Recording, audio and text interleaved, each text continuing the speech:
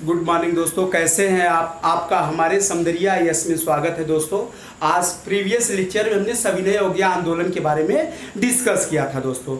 आज हमारा जो टॉपिक है इसी के आगे की कड़ी को हम जोड़ेंगे। ठीक है दोस्तों, आज हम क्या सबसे पहले बात करेंगे। देखिए, हमने प्रीवियस लेक्चर में ये बताया था दोस्तों, जो सविनय अवज्ञा आंदोलन था, क्या बताया था कि जो सविनय अवज्ञा आंदोलन था दोस्तों, सविनय अवज्ञा आंदोलन हमने ये बताया था कि विनय पूर्वक सरकारी नीतियों का विरोध करना इसका उद्देश्य था दोस्तों।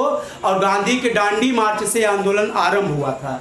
और इसमें एक क्वेश्चन और आता है दोस्तों कि गांधी जब सविनय अवज्ञा आंदोलन कर रहे थे, डांडी मार्च जब हो रहा था, तो गांधी पहले 500 के नोट में इसका इमेज बना रहता था दोस्तों। तो गांधी के बाद कौन सी महिला थी जो गांधी के जस्ट बगल में थी? तो सुचेता कृपलानी थी। कौन थी? सुचेता कृपलानी।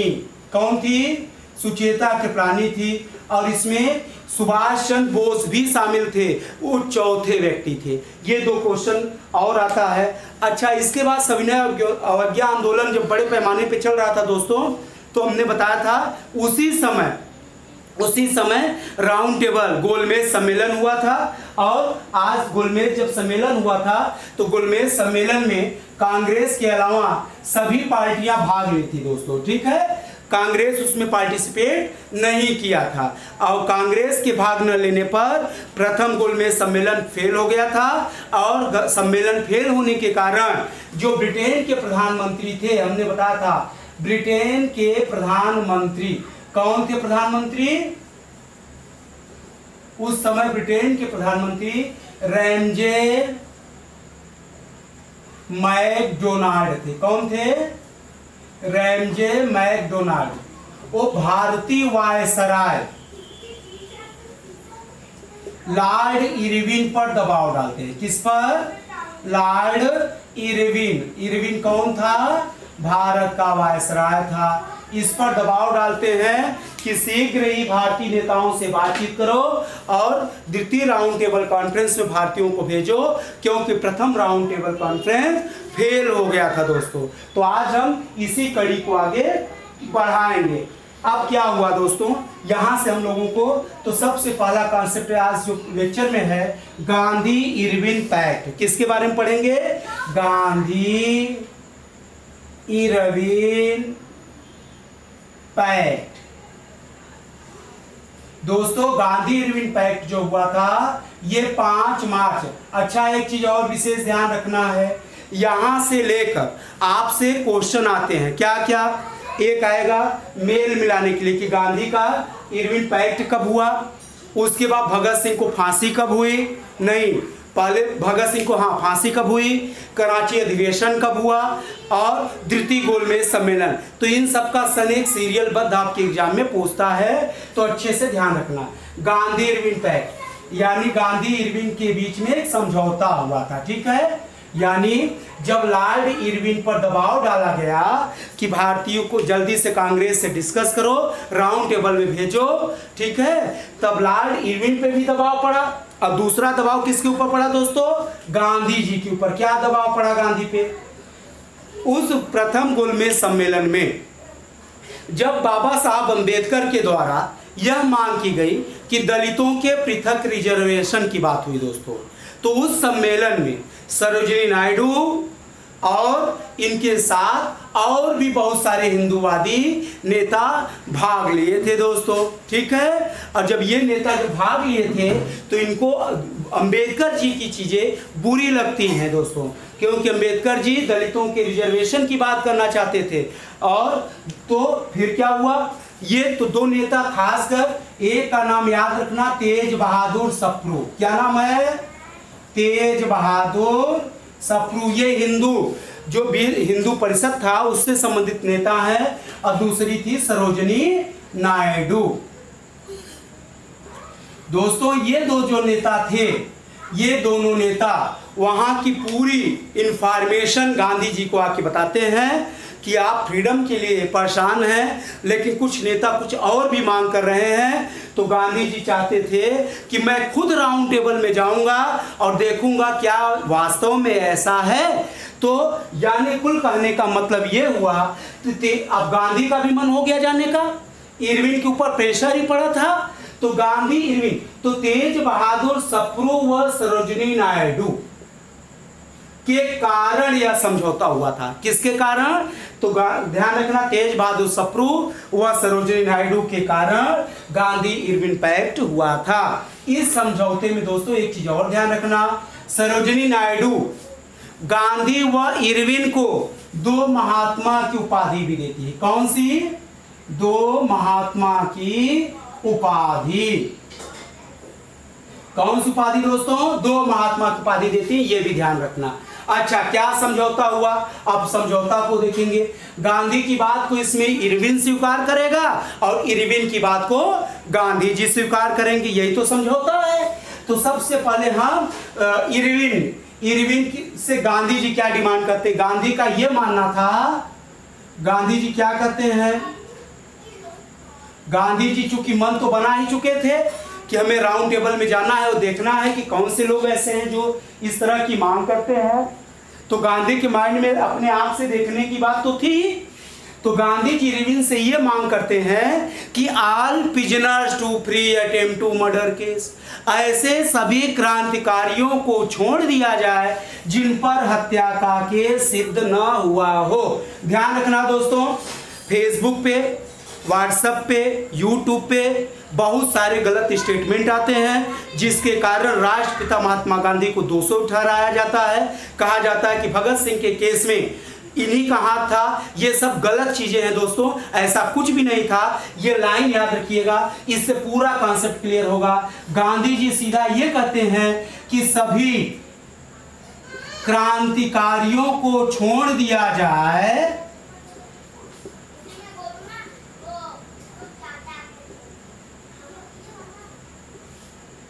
जिन पर हत्या का केस सिद्ध न हुआ हो, यानी जिन पर हत्या का केस सिद्ध न हुआ हो ऐसे सभी क्रांतिकारियों को छोड़ दिया जाए।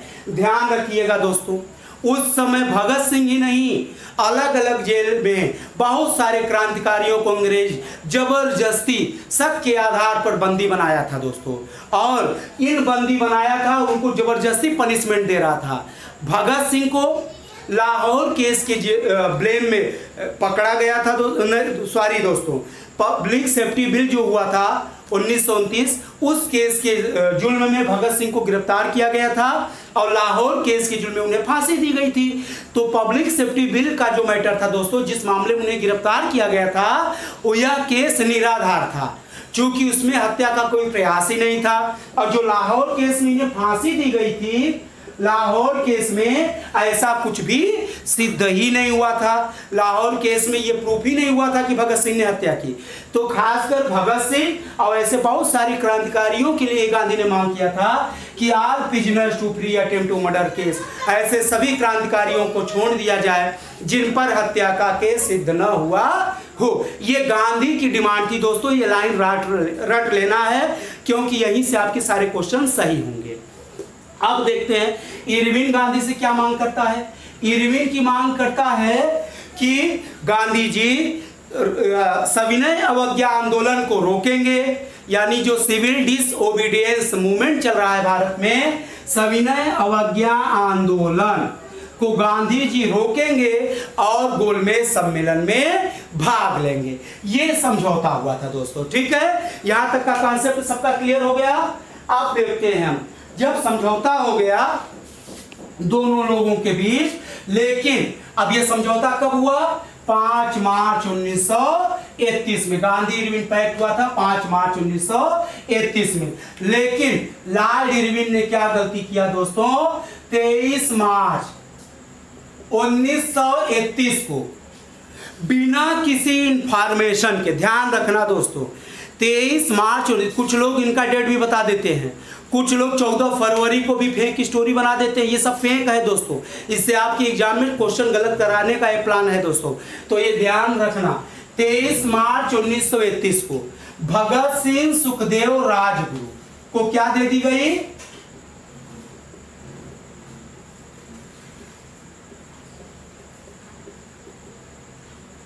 फांसी की सजा दी गई।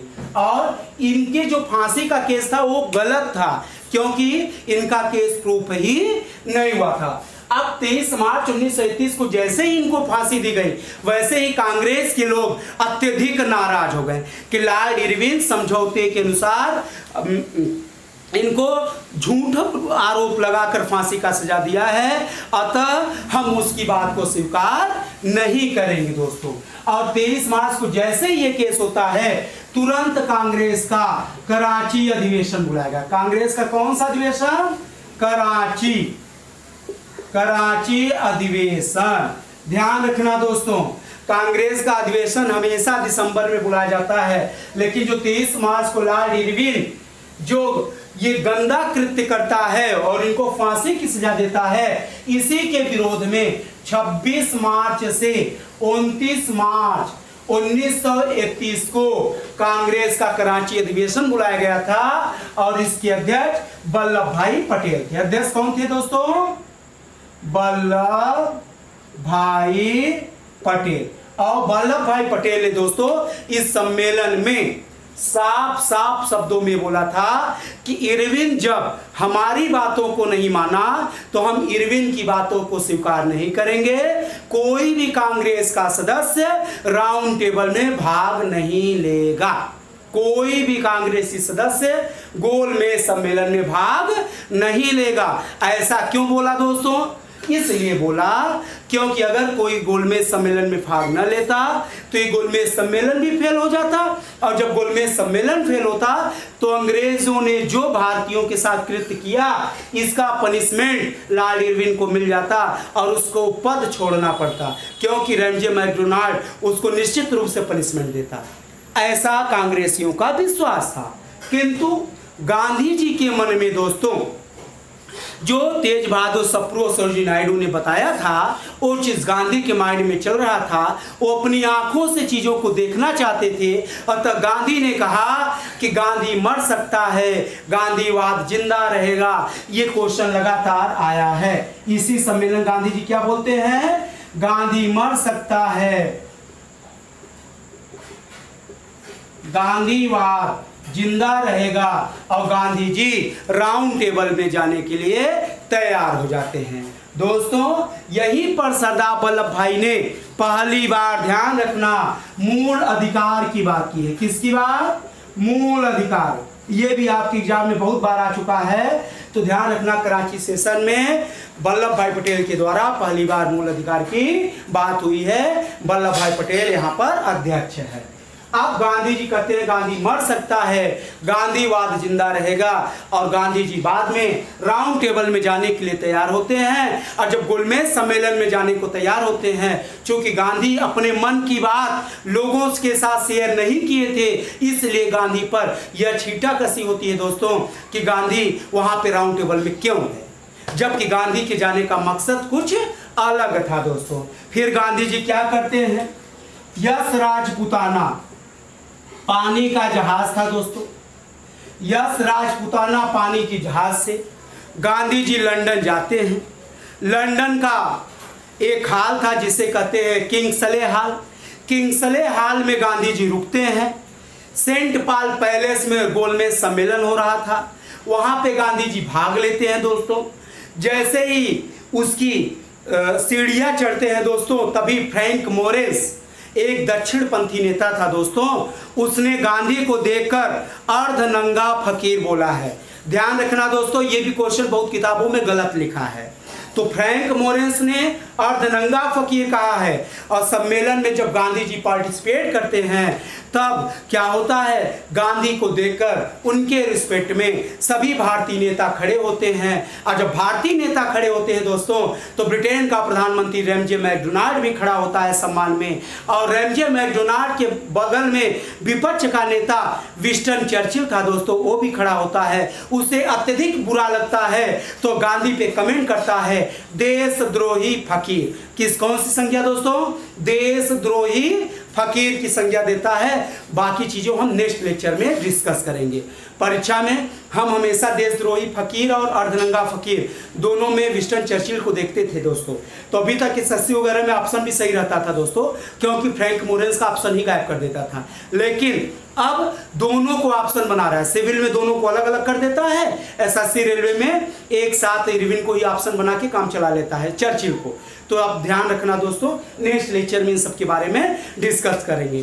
Thank you class. अगर दोस्तों आपको हमारा वीडियो अच्छा लगेगा तो इसे लाइक करें, शेयर करें, कमेंट करें, जिससे न्यू वीडियो जैसे ही अपलोड करें आपको मिलता रहे। दोस्तों नेक्स्ट लेक्चर में हम राउंड टेबल कॉन्फ्रेंस के बारे में अध्ययन करेंगे और तीनों कॉन्फ्रेंस का पूरी तरह से एनालिसिस भी करेंगे। Thank you class.